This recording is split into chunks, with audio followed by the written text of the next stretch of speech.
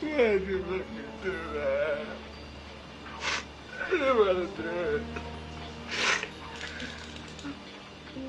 A lot of the stuff, like Rita Montone's scalping scene, just came out of the kit. I knew that I would soap her hair out and build a latex. We didn't make a cast of her or anything. I just made a latex scalp piece that I knew would kind of fit over her head once we soaped her hair out and made it all bloody, and it would be reattached. Of course, that would happen after the bleeding knife. It was really her for the bleeding knife effect. The bleeding knife showed you that we were making a cut. You cut away to Joe Spinell, grimacing and stuff. You cut back to her, and by then we've prepared her for the scalp to be pulled off. So it was step by step. So none of that stuff was really like face casting or anything to prepare. When Joe took his shirt off and had all those scars, that was just something scar stuff out of the makeup kit. I don't think there was much preparation of anything really. Oh well, I did have to make a head of Joe Spinell, so obviously I had to cast his head. Yeah, so preparation-wise, I think everything was out of the kit except for Joe's head.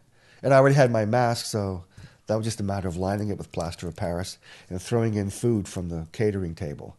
That head was filled with shrimp dip and cabbage and apple cores and, rubbers filled with blood.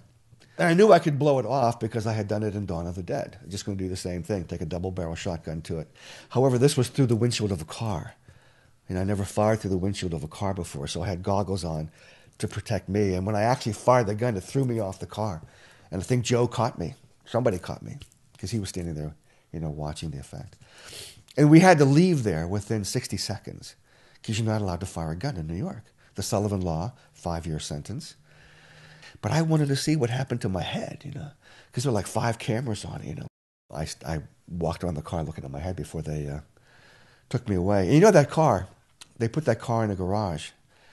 And they brought it out 2 weeks later for the shot of Hyla Merrill getting blood splattered on her.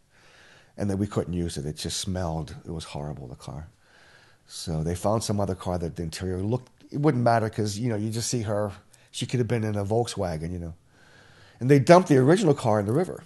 Someday they're going to find this car at the bottom of the Hudson River with this chicken wire body and my head splayed, What kind of soprano incident was this, That'd be funny if they do find that car. That would be hilarious.